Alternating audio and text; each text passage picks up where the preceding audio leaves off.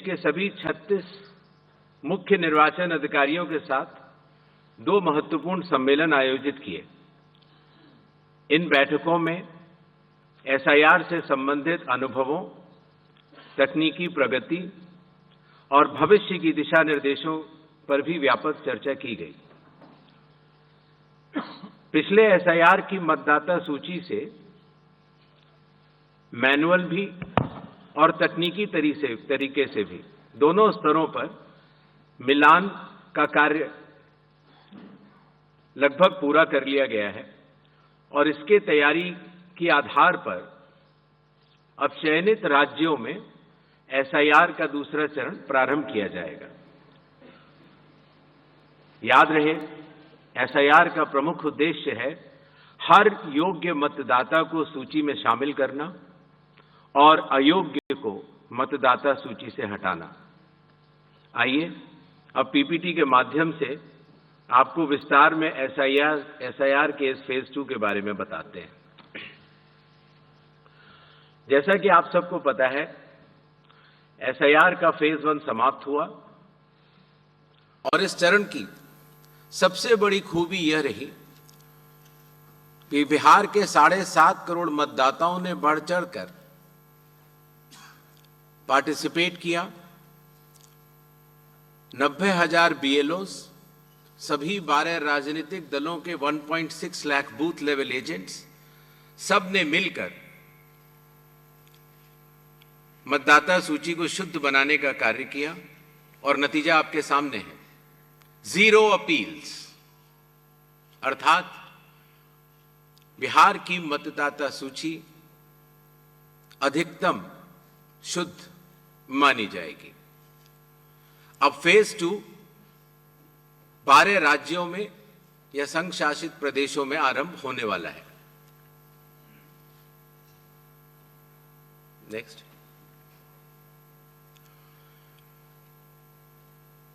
किसी भी मतदाता के लिए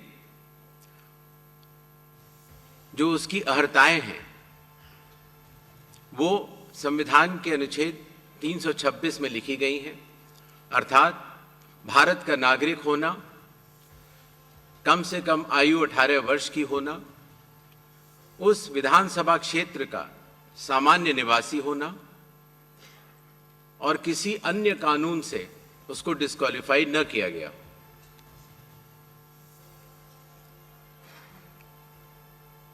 एसआईआर की आवश्यकता के बारे में काफी चर्चा हो चुकी है, लेकिन फिर भी चुनाव आयोग एक बार आपको बताना चाहेगा कि चुनावी कानून के तहत हर चुनाव से पहले इलेक्टोरल रोल का रिवीजन आवश्यक है और या जब भी चुनाव आयोग आवश्यकता अनुसार निर्धारित करे।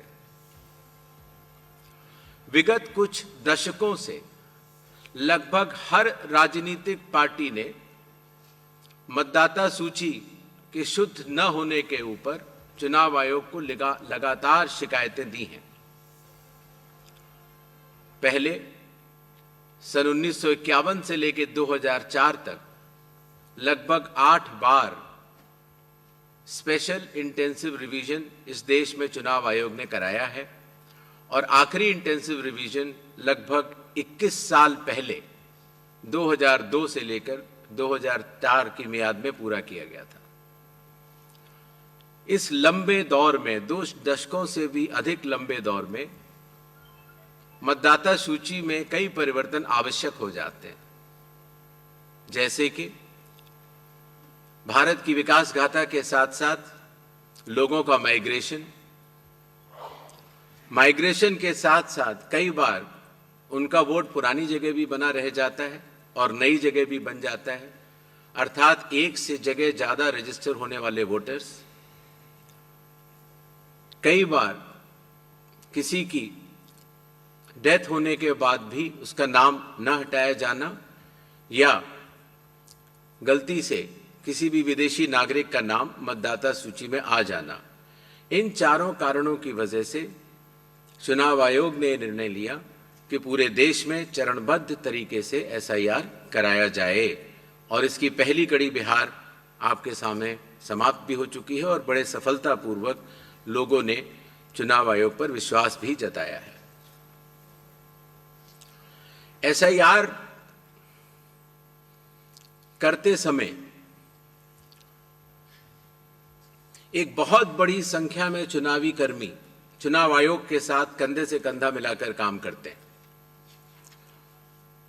आपको पता होगा कि लगभग हर 1000 वोटर के ऊपर एक पोलिंग स्टेशन औसत तौर पर हो जाता है।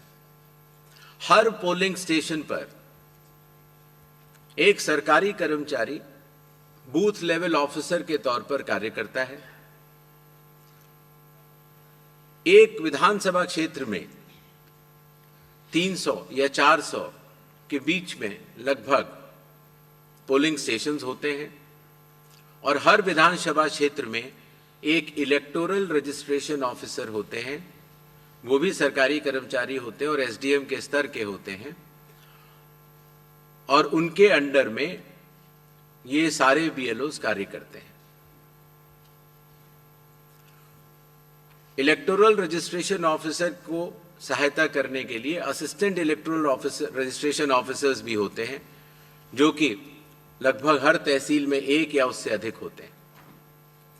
ईआरओ एक सब डिविजनल मजिस्ट्रेट के लेवल का अधिकारी होता है, जिसकी कानूनी जिम्मेदारी होती है कि वो मतदाता सूची ड्राफ्ट तैयार करे, जनमानस से मिले हुए क्लेम्स एंड ऑब्जेक्शंस को रिसीव करे और उनके ऊपर एक निर्णय ले और उसके बाद एक फाइनल मतदाता सूची प्रकाशित करे। ईआरओ के इस निर्णय के बाद, अर्थात फाइनल मतदाता सूची प्रकाशित करने के बाद, अगर किसी भी सिटीजन ऑफ इंडिया को, उस विधानसभा क्षेत्र में रहने वाले किसी भी मतदाता को अगर कोई भी अपील करनी हो तो वो उस जिले के जिला अधिकारी के पास कर सकता है और अगर वह जिलाधिकारी के निर्णय से भी असंतुष्ट हो तो उस राज्य के चीफ इलेक्टोरल ऑफिसर के पास अपनी सेकंड अपील दायर कर सकता है। यह मैं इसलिए आपको बता रहा हूं कि बिहार में सभी राजनीतिक दलों के साथ मिलकर जब एसआईआर हुआ, उसके बाद जो जिला मजिस्ट्रेट्स के पास अपील आई 38 जिलों में, वह 0 थी।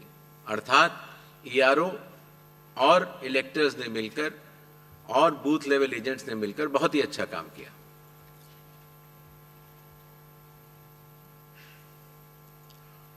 एसआईआर के समय ईआरओज और एईआरओज मिलकर सबसे पहला जो काम करेंगे वो इन्यूमरेशन फॉर्म्स को प्रिंट करेंगे। जिन राज्यों में एसआईआर हो रहा है या अभी होने वाला है, उनकी मतदाता सूची आज रात को 12 बजे फ्रीज कर दी जाएगी और उन हर मतदाता को जिसका नाम उस सूची में है, उसको एक यूनिक इन्यूमरेशन फॉर्म प्रिंट करके बीएलओ उसके घर देने जाएंगे। इन्यूमरेशन फॉर्म में वो आवश्यक डिटेल्स होंगे जो कि आज की मतदाता सूची में हैं। जब बीएलओ फॉर्म्स डिस्ट्रीब्यूट करना शुरू करेंगे एग्जिस्टिंग इलेक्टर्स को, उसके बाद इन्यूमरेशन फॉर्म में जिसका भी नाम है वो उसको लिंक करने का प्रयास करेंगे कि क्या उन्हीं का नाम 2003 की सूची में था।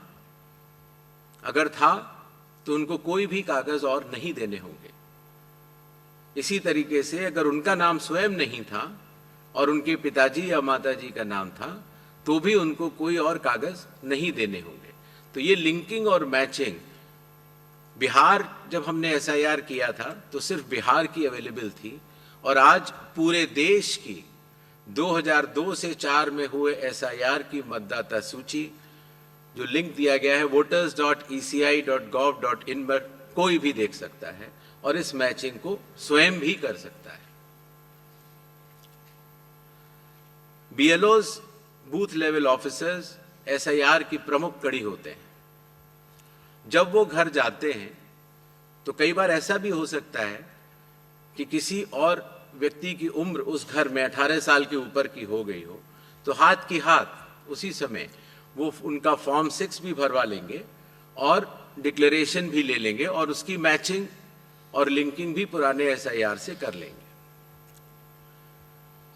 कई बार हमारे मतदाता अगर पढ़ने या लिखने में उनको दिक्कत है तो बूथ लेवल ऑफिसर उनको इन्यूमरेशन फॉर्म भरने में मदद भी करेगा और मदद करने के बाद इस तरह के सारे इन्यूमरेशन फॉर्म्स मैचिंग और लिंकिंग करने के बाद वो ईआरओ और एईआरओ को जमा करेगा।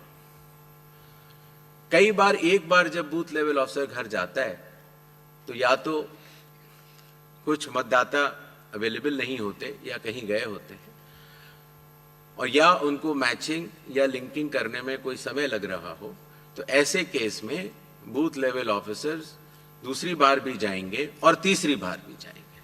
3 बार हर बीएलओ हर घर जाएगा। जो प्रवासी लोगों की समस्या को हटाने के लिए जो राज्य से कुछ समय के लिए बाहर गए हुए हैं लेकिन वहीं के सामान्यतः रहने वाले हैं, वो ऑनलाइन भी भर सकते हैं और खास तौर से कई बार अर्बन वोटर्स को, क्योंकि उनके दिन के समय ही ऑफिस आवर्स रहते हैं, तो वो भी ऑनलाइन भर सकते हैं। बूथ लेवल ऑफिसर का यह भी कार्य होगा कि जब वो इन्यूमरेशन फॉर्म देता है तो इन्यूमरेशन फॉर्म दस्तखत करके मतदाता को वापस भी करना होता है। तो अगर मतदाता की मृत्यु हो चुकी हो या वो स्थायी रूप से प्रवास कर चुका हो या वो एक से जगह ज्यादा रजिस्टर हो गया हो, तो वो उस जगह दस्तखत नहीं कर पाएगा और ऐसे लोगों की शिनाख्त करना भी बीएलओ की जिम्मेदारी है। एक बात मैं फिर कहना चाहता हूं कि जो मतगणना, वो इन्यूमरेशन फॉर्म की जो फेज होगी उसमें किसी भी व्यक्ति से किसी और कागज की आवश्यकता नहीं होगी, बस उन्हें अपनी मैचिंग या लिंकिंग दिखानी होगी कि 2003 में किसके साथ है। नेक्स्ट, सारे फॉर्म्स मिलने के बाद ईआरओ और एईआरओ ड्राफ्ट सूची प्रकाशित करेंगे। ड्राफ्ट सूची में उन्हीं मतदाताओं का नाम होगा जिनके इन्यूमरेशन फॉर्म्स वापस मिल गए। जिन मतदाताओं की मैचिंग या लिंकिंग नहीं हो पा रही है, 2003 में कहां थे, 2003 में आपके माता पिता भी नहीं थे या कोई भी नहीं था, ऐसे लोगों को भले ही उनका इन्यूमरेशन फॉर्म मिल गया हो, लेकिन नोटिस जारी करेगा ईआरओ और एईआरओ, और नोटिस जारी करने के बाद फिर वो उनकी एलिजिबिलिटी डिसाइड करेगा इंक्लूड करने के लिए या एक्सक्लूड करने के लिए बेस्ड ऑन इंडिकेटिव डॉक्यूमेंट्स, जो मैं आगे बताऊंगा। ईआरओस और एईआरओ की यह जिम्मेदारी होगी कि कोई भी योग्य मतदाता छूटे ना और कोई भी अयोग्य मतदाता सूची में अंदर ना आ पाए। ईआरओ के फैसले के खिलाफ कानूनी तौर पर जिला मजिस्ट्रेट के पास एक अपील होती है, जो मैंने आपको बताया, और जिला मजिस्ट्रेट के फैसले के खिलाफ चीफ इलेक्टोरल ऑफिसर के पास भी सेकंड अपील होती है। जो प्री इन्यूमरेशन फेज है, जो आज रात को 12 बजे से शुरू होगा, उसमें कंप्यूटर मैचिंग और लिंकिंग पिछले एसआईआर से ईसीआई नेट के जरिए की जा रही है, उसको आगे बढ़ाया जाएगा। मैनुअल मैचिंग और लिंकिंग काफी हद तक बूथ लेवल ऑफिसर्स ने इन राज्यों में कर ली है, और ट्रेनिंग जो बीएलओज की है, ईआरओज की है और डीओज की है। हालांकि काफी ट्रेनिंग हम लोग यहाँ ट्रिपल आईडीएम में कर चुके हैं, बट एक बीएलओ, ईआरओ और डीओ की ट्रेनिंग कल से शुरू होगी। सभी राजनीतिक दलों से 6 नेशनल पार्टीज जो कि हर राज्य में मौजूद हैं, और हर राज्य की जो स्टेट पॉलिटिकल पार्टीज हैं, उन सभी से निवेदन है कि वो अपने बूथ लेवल एजेंट्स अगर उन्होंने नामित नहीं किए हैं किसी भी बूथ पर तो जरूर कर लें। साथ ही साथ सभी चीफ इलेक्टोरल ऑफिसर्स को, डिस्ट्रिक्ट इलेक्शन ऑफिसर्स को और ईआरओस को यह निर्देश भी होंगे कि कल से शुरू होकर परसों तक वो सभी पॉलिटिकल पार्टीज को के साथ मीटिंग करेंगे और पूरी एसआईआर की प्रक्रिया को उनके समक्ष डिटेल में बतलाएंगे। जहां तक बूथ लेवल एजेंट्स का सवाल है हर पॉलिटिकल पार्टी के, जैसा कि बिहार में था, हर बूथ लेवल एजेंट एक दिन में 50 इन्यूमरेशन फॉर्म्स जो साइंड हो इलेक्टर्स के वो कलेक्ट भी कर सकता है, उसके ऊपर अपना सर्टिफिकेशन दे सकता है और बूथ लेवल ऑफिसर्स को भी दे सकता है। इससे जो चुनावी कर्मी हैं और जो राजनीतिक दलों के नुमाइंदे हैं, दोनों मिलकर साथ काम कर सकते हैं। इन्यूमरेशन फेज में इन्यूमरेशन फॉर्म की प्रिंटिंग, डिस्ट्रीब्यूशन, मैचिंग और लिंकिंग विद 2002, 3 या 4 इलेक्टोरल रोल्स और इन्यूमरेशन फॉर्म्स को वापस कलेक्ट करने का कार्य होगा। और साथ ही साथ जैसा आप सबको पता है, मतदाताओं की सुविधा के लिए चुनाव आयोग ने निर्णय लिया है कि किसी भी मतदान केंद्र में 1200 से अधिक मतदाता नहीं होने चाहिए, जिससे कि भीड़ न लगे। उसके हिसाब से रैशनलाइजेशन ऑफ पोलिंग स्टेशंस भी होगा। सारे इन्यूमरेशन फॉर्म्स जो वापस आने थे, उनके आने के बाद इलेक्टोरल रोल्स की ड्राफ्ट पब्लिश की जाएगी। ये सारी स्टेप्स वही हैं जो बिहार में हुई हैं। और उसी के साथ साथ चूंकि इन्यूमरेशन फॉर्म लेते समय ये पता लग जाता है कि ये व्यक्ति एब्सेंट हैं या शिफ्टेड हैं या डेथ हैं या डेड हैं या उनके डुप्लीकेट वोट्स बने हुए हैं, उन सब की लिस्टें बिहार में भी वो सभी बीएलए से भी शेयर की गई थी। पंचायत या पब्लिक ऑफिसेज के नोटिस बोर्ड पर भी लगाई जाएंगी और सीईओ के वेबसाइट पर भी अवेलेबल होंगी, जिससे कि कोई भी व्यक्ति एपिक नंबर लगा के देख सकता है कि उसका, जैसे पिताजी का नाम अगर उसकी मृत्यु हो गई है तो वहीं पर है कि नहीं। ड्राफ्ट सूची पब्लिश होने के बाद जिन लोगों की मैचिंग या लिंकिंग 2003 या 2 या 4 से नहीं हो पाई है, उनको ईआरओ नोटिस जारी करेंगे। नोटिस के बाद हियरिंग होगी और हियरिंग में जो भी इंडिकेटिव डॉक्यूमेंट्स हैं उनको चेकिंग किया जाएगा और ईआरओ ये भी उनसे पूछेगा कि 2003 में आप कहाँ थे या आपके माताजी पिताजी कहाँ थे, जिससे अगर लिंकिंग नहीं भी हो पाई है तो वो भी कर पाए। साथ ही साथ क्लेम्स एंड ऑब्जेक्शंस का पीरियड भी शुरू हो जाता है। तो किसी व्यक्ति का, योग्य व्यक्ति का अगर नाम छूट गया है तो अपना क्लेम जारी वो जमा कर सकता है इंक्लूजन के लिए, फॉर्म 6 भर सकता है डिक्लेरेशन के साथ, या ऑब्जेक्शंस भी दे सकता है फॉर्म 7 में, या कई बार उसके नाम में अगर गलती हो या किसी और एंट्री में अगर गलती हो तो फॉर्मेट भी दे सकता है। तो ये क्लेम्स एंड ऑब्जेक्शंस रिसीव का पीरियड होता है जो कि किया जाएगा, बिहार में भी किया गया था, और उसके ऊपर ईआरओज अपना निर्णय लेंगे। ये कार्य पूर्ण होने के बाद फाइनल रूल्स पब्लिश होंगे और उसके बाद 15 दिन का समय जिला मजिस्ट्रेट के पास फर्स्ट अपील देने का और उसके बाद सीईओ के पास सेकंड अपील देने का, सभी के पास ये कानूनी मार्ग उपलब्ध होगा।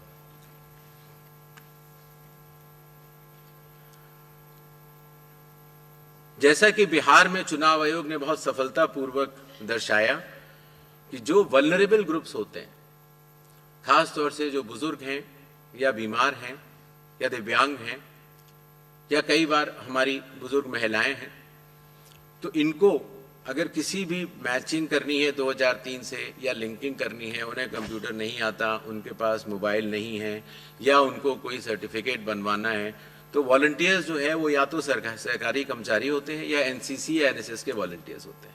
तो स्वयं उस व्यक्ति के लिए वो चले जाते हैं और वो कागज बनवा लेते हैं, जिससे कि हमारे मतदाताओं को कोई भी असुविधा नहीं हो। और इसकी वजह से आपने देखा होगा बिहार में जब 7.5 करोड़ मतदाताओं ने चुनाव आयोग के साथ कंधे से कंधा मिलाकर जब काम किया तो कोई भी परेशानी नहीं हुई।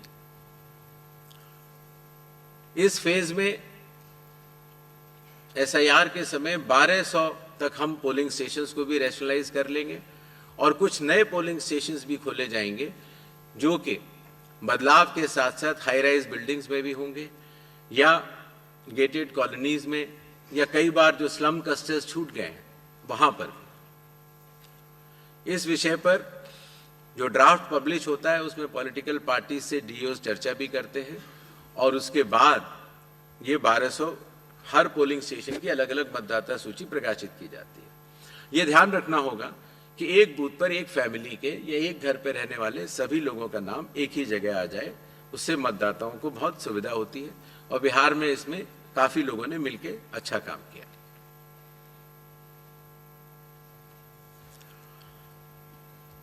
जो बिहार का एसआईआर हम लोगों ने कराया उससे चुनाव आयोग को ये भी समझ में आया कि इन्यूमरेशन फॉर्म में एक छोटा सा परिवर्तन करना आवश्यक है। अर्थात जहां रेड बॉक्स आप देख रहे हैं वहां डिटेल्स ऑफ प्रीवियस एसआईआर है। अर्थात 2003 में अगर आप स्वयं थे तो उसके डिटेल्स भर दें या 2003 में आपके पिताजी या चाचा या कोई भी उस जनरेशन के थे उनका भर दें, जिससे कि मिलान सरल हो जाए।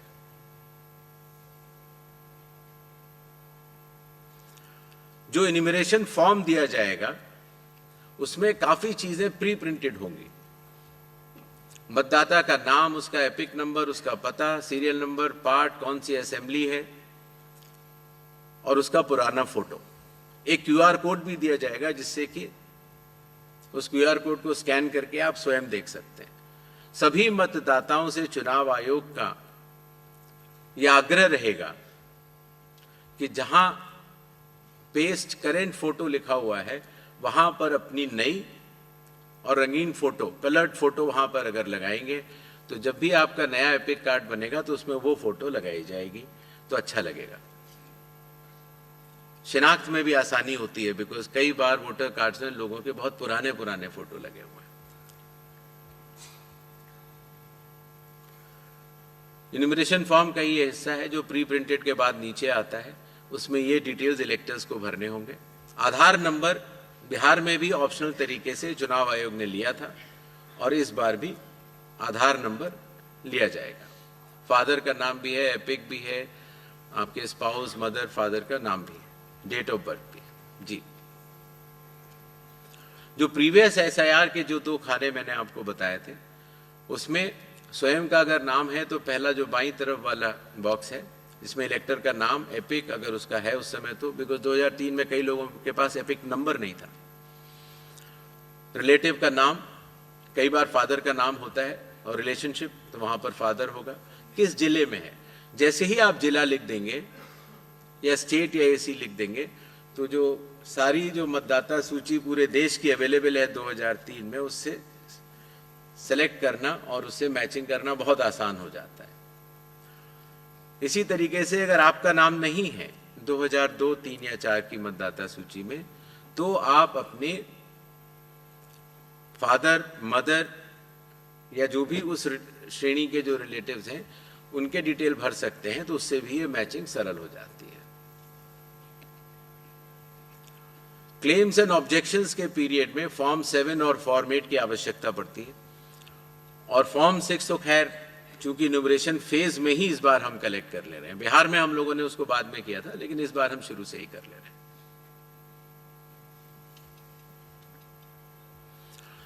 जो लिस्ट ऑफ इंडिकेटिव डॉक्यूमेंट्स हैं, जिन लोगों का 2002, 3 या 4 की मतदाता सूची से मिलान हो चुका है, उन्हें कोई भी डॉक्यूमेंट देने की आवश्यकता नहीं है और जिन लोगों का मिलान नहीं हो पाया वो संख्या काफी कम रह जाती है। सिर्फ उन्हीं लोगों को ये इंडिकेटिव डॉक्यूमेंट्स देने होंगे जो बिहार में थे 11 वो, और आधार कार्ड, नागरिकता का प्रमाण चूंकि नहीं है तो वो आइडेंटिटी पर्पस के लिए लोग दे सकते हैं।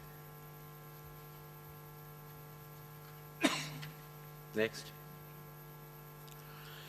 ये वो 12 राज्य हैं जहां पर कल से SIR शुरू होने वाला है। Andaman and Nicobar island union territory, state Chhattisgarh, Goa, Gujarat, Kerala union territory Lakshadweep, Madhya Pradesh, Puducherry union territory, Rajasthan, Tamil Nadu, Uttar Pradesh, West Bengal, इन 12 राज्यों में कुल मतदाता 51 करोड़ के लगभग हैं। लगभग 5,33,000 बूथ लेवल ऑफिसर्स इस महान कार्य में अपना योगदान देंगे। लगभग 7,64,000 बूथ लेवल एजेंट्स जो पार्टीज द्वारा नामित हैं वो इसमें अपना योगदान देंगे और लगभग 10,500 EROs और लगभग 321 कलेक्टर्स, ये पूरी चुनावी कर्मियों की जो टीम है वो इस SIR की फेज 2 में कार्य करेगी और इसको सफल बनाएगी। शेड्यूल, प्रिंटिंग और ट्रेनिंग का कार्य कल से शुरू होगा और 3 नवंबर तक चलेगा। हाउस टू हाउस इन्यूमरेशन 4 नवंबर से 4 दिसंबर तक। Publication of draft electoral rolls 9 दिसंबर 2025। क्लेम्स एंड ऑब्जेक्शंस का पीरियड 9 दिसंबर 2025 से लेकर 8 जनवरी 2026। जिन लोगों को नोटिस जाएंगे उनकी हियरिंग और वेरिफिकेशन का समय 9 दिसंबर से 31 जनवरी तक होगा और फाइनल इलेक्टोरल रोल्स 7 फरवरी 2026 को प्रकाशित किए जाएंगे।